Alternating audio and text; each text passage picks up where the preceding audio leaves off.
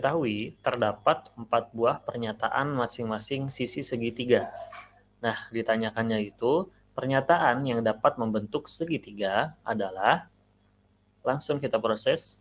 Caranya, pertama, ingat nih bahwa konsep dari masing-masing sisi segitiga gitu ya. Nah, bahwa segitiga siku-siku itu rumusnya apa? Nah, kalau kita misalkan masing-masing komponen sisi ini sebagai A, B, dan C, maka bahwa segitiga siku-siku gitu ya, segitiga siku-siku itu akan sama dengan apa?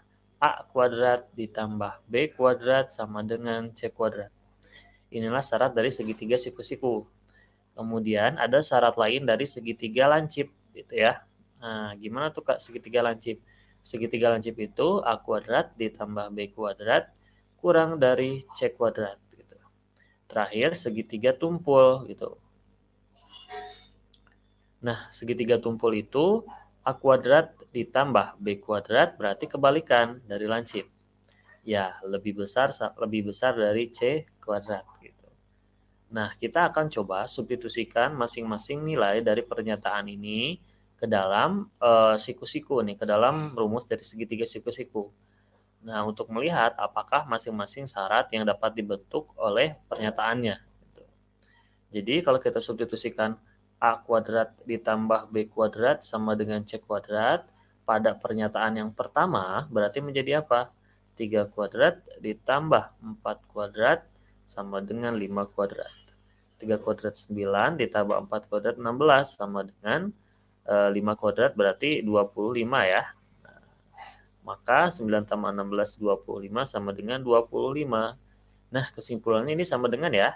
Maka pernyataan yang pertama dapat kita masukkan ke dalam segitiga gitu ya. Segitiga siku-siku. Gitu. Oke.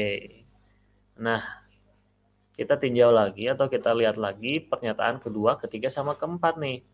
Pernyataan kedua, kita substitusikan masih ke dalam segitiga siku-siku nih rumusnya. Berarti 1 kuadrat ditambah 2 kuadrat sama dengan 3 kuadrat. Gitu kan? 1 kuadrat 1 ditambah 2 kuadrat 4 sama dengan 3 kuadrat 9. 1 ditambah 4 ya 5. Nah, ini masih tanda tanya apakah akan sama seperti apa gitu kan. 5 sama 9. Nah, kesimpulannya gimana nih? 5 dengan 9 hubungannya ya kurang dari. Berarti 5 ini kurang dari 9.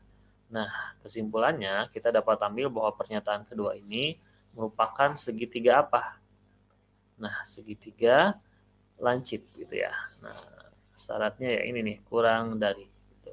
Next, kita beralih ke page selanjutnya. Nah, selanjutnya kita substitusikan pernyataan yang ketiga. Kita tulis dulu rumusnya, A kuadrat ditambah B kuadrat sama dengan C kuadrat. Nilai dari masing-masing pernyataan 3 itu 5 kuadrat ditambah 3 kuadrat sama dengan 7 kuadrat. 5 kuadrat 25 ditambah 3 kuadrat 9. Nah, ini sama dengan tanda tanya ya. Kita akan melihat bagaimana hubungannya. 7 kuadrat sama dengan 49. 25 ditambah 9 berarti 34. Nah, sama dengan tanda tanya 49. Nah, maka kesimpulannya 34 dan 49 ini apa? Ya, kurang dari gitu kan.